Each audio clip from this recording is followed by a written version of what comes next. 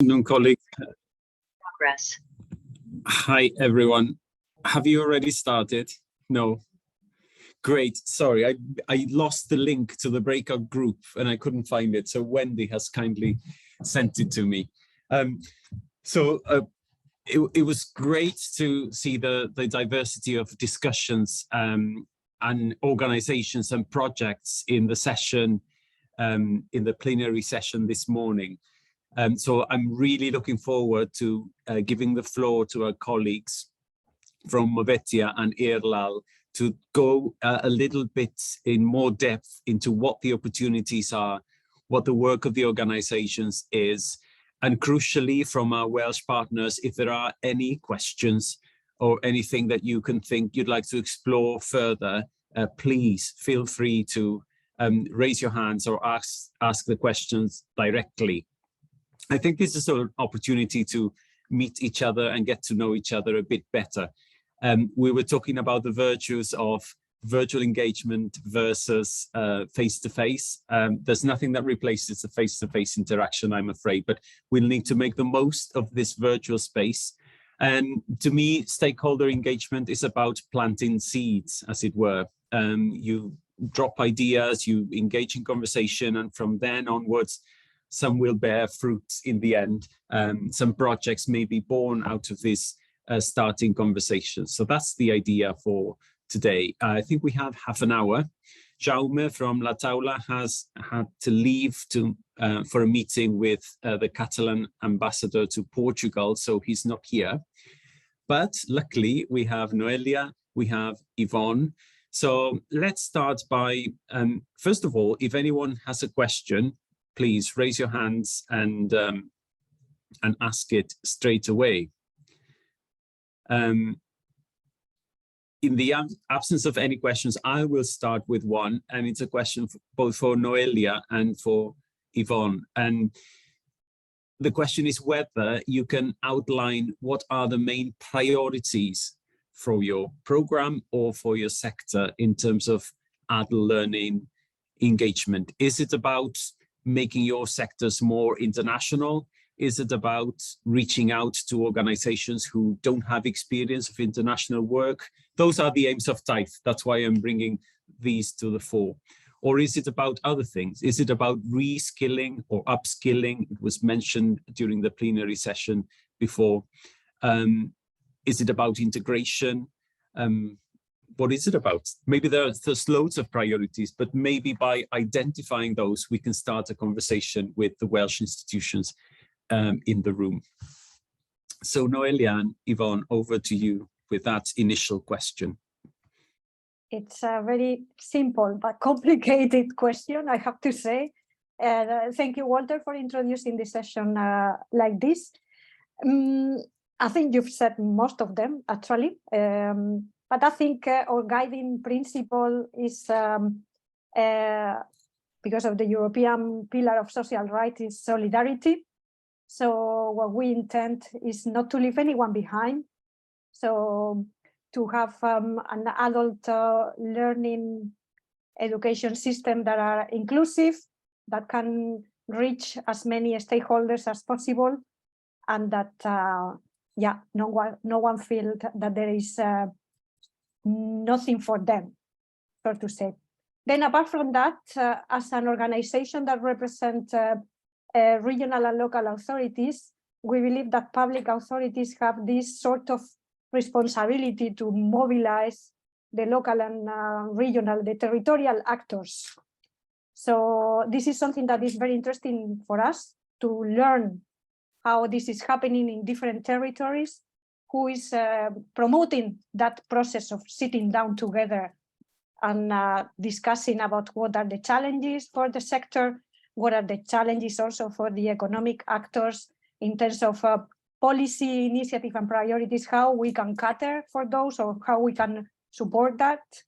And because we need to be inclusive, we need to bring more actors on the scene, and we need to also reach rural areas and those target groups that have been far away for a long time from the education and training system and also from the employment system. So I think that's a bit upskilling, reskilling. Of course, we know that there is a big skill shortages, but also skill mismatches, and we need to provide an answer to that. And as I said, education and training can reply to those challenges. So, yeah, I think that's it. Thank you, Noelia. Yvonne, maybe some comments from your perspective. Well, as a national agency, we don't set priorities as such. Every sector can apply, any kind of need can apply. So it's really more a bottom-up approach. Of course, there should be effects also for the Swiss educational system and for the participants, of course. That's for sure, but we don't set priorities like this, because also the law on which we act is very general. So it is the actors in the field who define what is necessary for them, So yeah, that's a bit difficult to say from my point of view. It's I'm not too much on earth, I absolutely agree, and I think that reflects one of the many discussions we had at Taith as a program, as to, and in conversations with the sector, whether people would value if we put some strict parameters as to what is eligible, to put some priorities and clear frameworks. And so there is a fine balance between putting that as rules for engagement with Taith, or letting people just do whatever it is that they need. And I think we reached a kind of compromise for our Pathway 2 call. There are 3 themes or parameters, but they are very wide, very encompassing, like developments in education or inclusion. And those, I mean, you can fit in almost any project under that, but yeah. Any questions from the organizations? If not, I'm going to throw a question for everyone, and hopefully you, if you feel like, please come on board and share your thoughts. But the question is for Noelia and Yvonne: what is it that you would be looking for in interacting with Wales? And I know that the UK and Wales are a country that's of interest to our European partners and partners from beyond Europe. So what is it that you, in theory, potentially would be looking for in your engagement with Wales? And for our Welsh organizations around the table, I would ask you, what is it that you would be looking for? What are your priorities for your engagement with Europe and beyond? So shall we start with Yvonne first, and then Noelia, and then I'll open the floor for the Welsh organizations. Please don't be shy. Well, the point is, if Movetia can finance, we need a Swiss partner to submit the proposal so that we can do the evaluation. So I think the approach I choose up to now is that the partners, well, maybe they already have heard from someone or an institution or an organization with whom they would like to work with, so if they already have contacts, so it's okay, so they can develop their project in common, if it's a Key Action 1 project or a cooperation project, and then they can submit it. If there is no partnership up to now, no network, let's say, so we can also try to find the right Swiss partners. So yeah, mostly we are looking a bit, but in which sector would you like to work in? No, tourism or something like that. And then we try to find the right Swiss partners. That, of course, before the Brexit, most, let's say the wet learners, for example, they love to go to London, for example. So I would be pleased to send them with the Taith program. That would be great.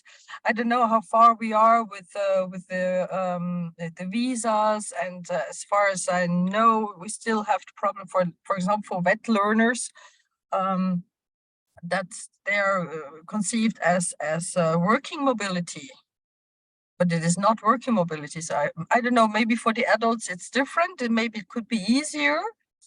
I think language skills would be really a great thing, but also in other domains. But maybe it would be also interesting to have your opinion in which sectors you would like to develop projects, cooperation or mobility projects. That would maybe also be a point you could tell me what you would like to have, for whom you're looking for. Great. No, that's perfect. Yeah, I think the visa situation is something that's still not resolved, but your offer to support with partner finding is absolutely brilliant and really useful. So I'll turn to Noelia now, and I also know that you have perhaps some presentations that you would like to share for the Welsh partners, and maybe we can, after Noelia, we can go into that if you don't mind. Yeah. Yeah, exactly. And then there may be some questions from the Welsh partners. Yeah, exactly, because I was going to say that what I'm very interested at is to get to know them. I mean, the participants that are here with us today. So that would be the first thing and a priority for us and as an organization. Get to know you better. Partly, I replied, I think, in the first in my reply to the first question. How do you do to actually satisfy or give a response to the needs of the territory in terms of the learners' needs or the citizen or the people who are living in your territories? How do you reply to those needs and also to the needs of the economic actors? How do you match those two? So that would be very interesting for us to know. What are your priorities as an organization? Because some are more maybe linked with community learning, with people with migrant backgrounds or migrants, women, or dealing with needs. So that's also very important for us to know. Then what we can offer is the network of contacts that we have in our member regions and all of our members, but also the organization that we work with in Brussels. We can promote, and I think that's very important, we can promote what you are doing at European level. I think there are many innovative practices that are happening at local level and that other people could benefit from those. They could adapt them and apply them to the territories, because for the timing, maybe if you, I mean, it's very important that you carry them out in your territory, but then there are other places where maybe they can benefit from that experience. And I think that's important that an organization like us find out so that we can promote them further. And then also how we can find potential European partners for you so that you can work together with them. As I said previously, I mean, we are in times of deep transformation and we really need to strengthen cooperation and to learn from each other and work together. Doesn't matter the borders, doesn't matter if the program is Erasmus Plus or it's called Taith or it's the Mobility one. But the important thing is that we need to work together and to learn from each other. And networks such as mine can facilitate that process. And we are very happy to do so for you. So I think that's a bit what we could say for the time being. That's a fantastic and very kind offer. Thank you, Noelia. Thank you, Yvonne. Any feedback from our Welsh partners?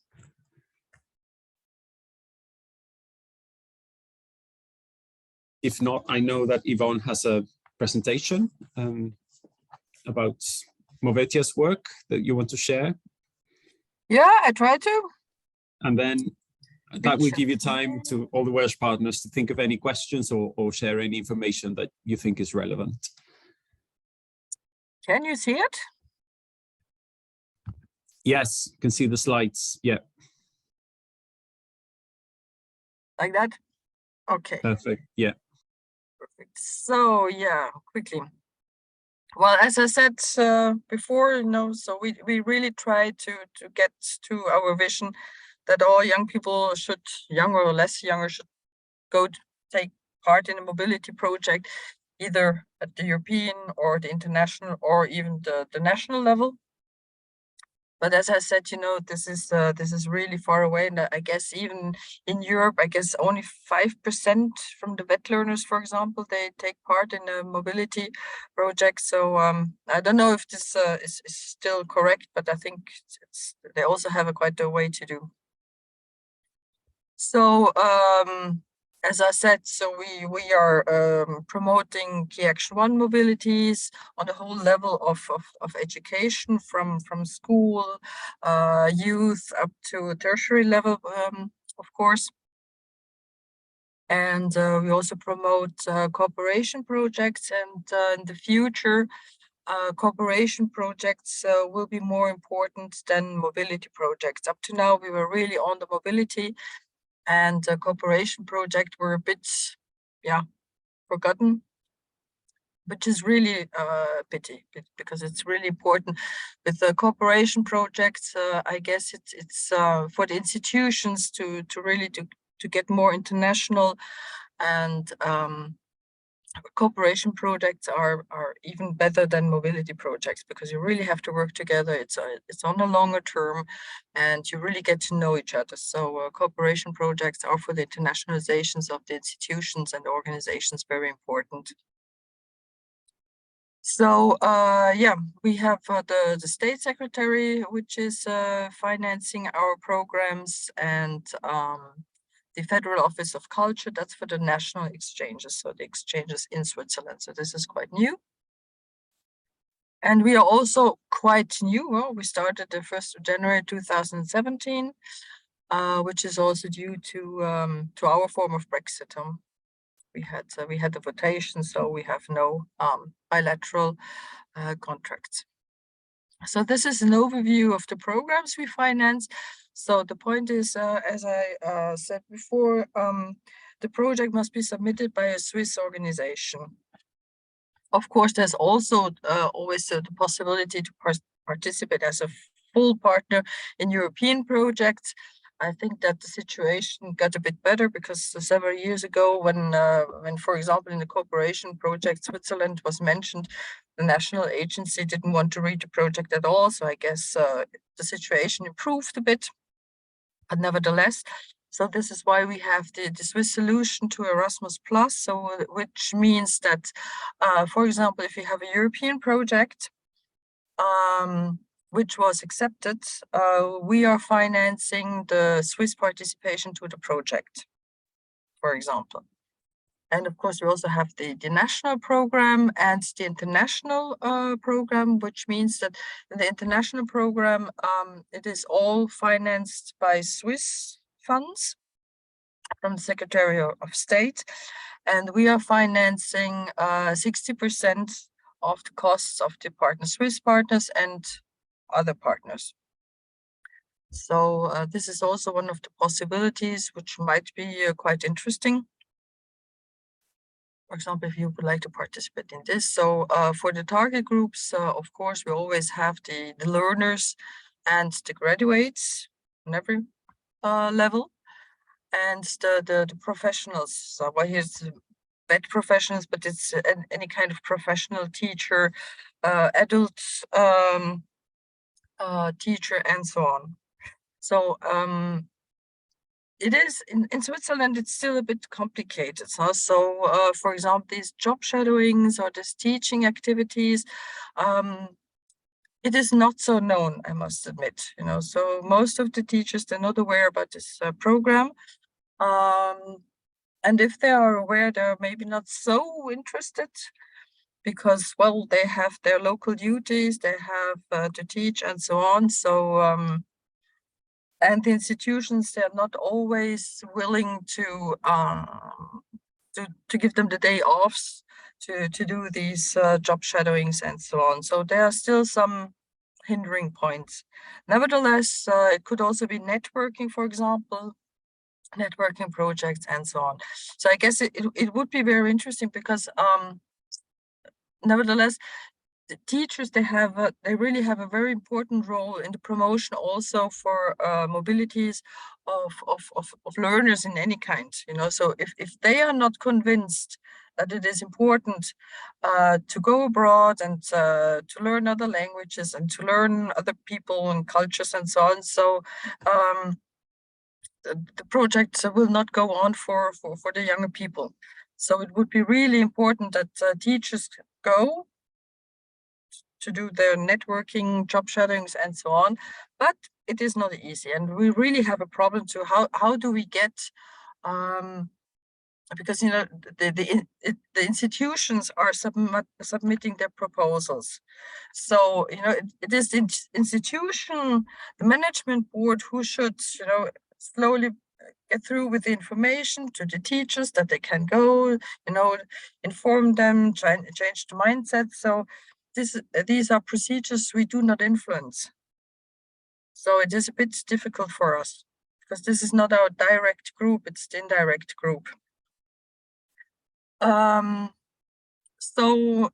was already talking about this. So we also have the possibility for preparatory visits, you know, if partners or potential partners, they would like to meet. So we can finance these meetings so that they could meet and build up the project, discuss with each other. And this is very easy to get. This is really very easy. So at least we could send the Swiss to Wales, you know, so that they can start meeting partners. Well, I don't know if we are going to distribute afterwards the presentation, so maybe it would be more interesting to read the examples I gave.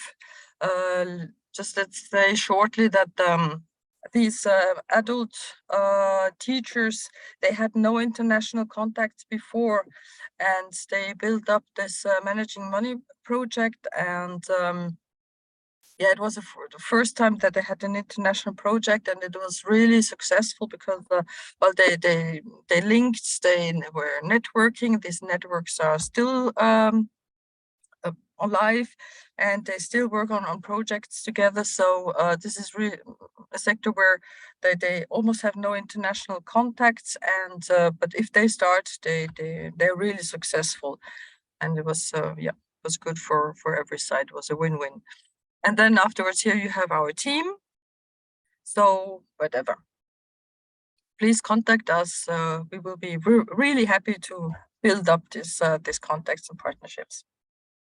I guess basically I said what I had to say. Thank you very much, Yvonne. That's great. Yeah, I mean, all the issues you're raising, it's things we're familiar with in Wales. People who maybe don't have the experience of participating in international opportunities, or that they are reluctant to do so, or sometimes they don't have the support from the senior management. So yeah, there's a range of issues that are similar, but I'm so glad to see that the opportunities are out there. And so there is some work we need to do around promotion here, and you know, shouting that international exchanges in education are vital for moving things and agendas forward. Any questions from our Welsh delegates around the table, or any comments? Or not so much a comment, but maybe just a quick question. I know that both speakers were really kind in offering to link Welsh organisations with international partners, and I was just wondering, would there be a platform where Welsh organisations could maybe put forward any international partners that they would like to link with, and then for any international partners to then comment saying if they already have a relationship built with them? As we all know, it's far easier to get in contact with someone through an introduction as well. So I'm just wondering if that's something that we could facilitate within the project too, with Pathways 2. Well, maybe I can reply, but actually your question is really very relevant, because both Walter and Yvonne, they know about this initiative that we've just started within the working group of mobility that we have in our association. We are trying to set up platform or a tool where we are going to include all the project possibilities for mobility, but also for cooperation that are existing within our network. So for the time being, it's just an idea, a survey to our members, because we need to decide a bit how that platform could look like. So I think for the time being, the services that we can provide you with is that you contact either Walter or me or even Yvonne, and that we can connect you with our network. We have our website, and of course, we also have 2 different newsletters where we are happy to publish partner search. So if you have a project idea and you need international partners, we will be happy to post it on our newsletter. And also if we know of a specific school or center that would be like the key organization for your project, we will send an individual message as well. So I think that for the time being, what we can provide, but I don't know if Yvonne or Walter would like to add to that. No, that's something that we don't have at Taith. We don't have a platform yet. So this kind offer to link Welsh organisations with counterparts is excellent. So yeah, thank you very much. Let's make the most of it. And Richard, I can see your hands up. So. Diolch, Walter. Yes, good afternoon, everyone. Pnawn da. It's Richard here from Cardiff and Vale College in South Wales. Just to pick up on a couple of points, and we're talking about finding partners, which is probably one of the biggest problems that we've got, and then internal resource for the staff to have time to then go out and look for international partners and spend the time developing those relationships before you can even get to a stage to discuss potential projects and work. So that's what we are sort of working at the moment. And the one question that somebody raises, what are you looking for as an outward mobility? And I think that's a key question that I need to take back to my organization of what are we actually looking for? Are we just looking for a mobility trip full stop? And what are the outcomes from that, and what can we do to achieve and make something a little bit more worthwhile and understand why we're doing it in the first place? One of the things that I wanted to pick up is we are looking at, or trying to look at, the twin cities of Cardiff and the twin cities of Vale of Glamorgan, which are our 2 regions, and looking for institutes within those twin cities, within Europe in particular, to look at a sort of like a cultural network of organizations within those twin cities, and then sort of developing those relationships further. So that's one thing that we want to try and concentrate on over the next 12 months or so. So that's, most of those twin cities will be new cities for us that we've never been to from an institute perspective. So they will be brand new relationships that we need to try and work on. We're also looking quite heavily from a world skills perspective. So as a world skills centre of excellence, I'm pretty sure there's a location in Switzerland that we're looking at to develop a relationship from a world skills perspective. So something that we are doing. And the other thing that we are trying to concentrate on at the moment is to provide simply the opportunity for some of our learners to simply go abroad. We have a huge amount, or a relay of cultural backgrounds within our colleges, within our college, and a lot of deprivation within that cultural background.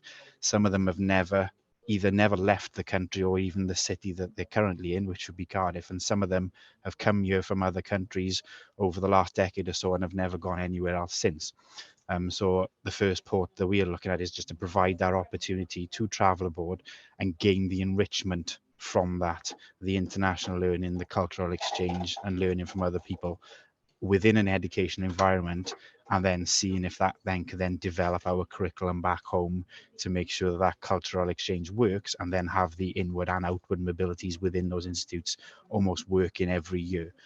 So that's the sort of blue sky thinking that we're doing within the college at the moment. So yeah, there's no real questions there. Athena mentioned about locations, and I think that's the key thing for us is to almost diversify as much as we can. And then, you know, any help that you can provide from institutes that you've got access to who are interested, because we know we contact quite a lot of institutes, and the first thing they come back to is, well, what's in it for us? So it's us understanding their needs and they understanding our needs, and seeing how we can work together. It's not just a one-way street. So yeah, any interested parties you've got your end, you know, we'd gladly take the opportunity to discuss it with them. Excellent. Thank you very much, Richard. That sounds great. And yeah, reflecting about why you want to do the international work and links is fundamental, thinking about green issues as well, but there's so much that can be done. And this idea of new partnerships as well sounds really exciting. And thank you, Noelia and Yvonne, for your offer to make those connections and help Welsh institutions in that aspect. Yeah, Yvonne? Yeah, just a remark, because we have exactly the same situation, that we have young people who were never ever abroad. We know this in Switzerland too, and it is so important that these people they can participate, that they go, and this is maybe one of the not so positive aspects in the mobilities we have. Most of the institutions, they see mobilities as an elite stuff. So only the best learners could go. And in my opinion, it is important to make move everybody. And I guess that also those who were maybe not so perfect learners, they can learn a lot when they go abroad. So Mr. Gordon, if you would like to build up something, just write me. We are in good contact with several schools, so we try our best to get to do this matchmaking this moment without technical support, just with human support. Yes. Richard, your hand is still up? Yeah. Yeah, just to say thank you, and on that point about the sort of elitist nature, and we're probably guilty of that over the years of providing the opportunities to the learners who we know will A, take it up, B, can afford the time away, C, have the support of their families in terms of the resources or the kit they need to take, or even just having a passport. It does come down to that sometimes, and we probably are guilty of providing those opportunities to those learners who are almost ready to go abroad, and not providing enough opportunity to the ones who are further away from that potential trip, and helping them get to that stage. Great, thank you very much. Colleagues, I'm afraid we ran out of time. Are there any last questions or comments before we say ta-ta, goodbye for the time being? No, just maybe a final remark that I very much agree with what Richard said. International cooperation can be a burden for many. I mean, it can give a lot of work if it doesn't fit your organization, mission, and objective. So it's very important that we go back to our organization and look at ourselves and say, why are we doing this? And what do we want to achieve? And that is, I think it's really key. And I would encourage everyone to try to undertake this international experience, because we always learn, even if the project is not approved, you get new contacts, you learn on the way about administrative procedure, about challenges and ways of working of other partners, international. So it's, I think, a win-win exercise for everyone. Excellent. Athena.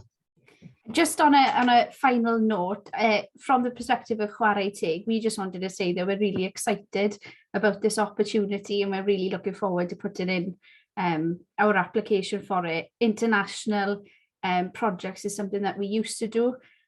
We sit within the third sector, so as you all know, the kind of funding around third sector organisations has disappeared, and the fact that this has now opened up for us, that we can continue to work with international partners and have new projects, is just something that we're really grateful for, and we're really looking forward to it. And today's been really interesting for me, kind of coming into the arena to hear all of the stories from the different organisations as well. Thank you very much. That's great. Yeah.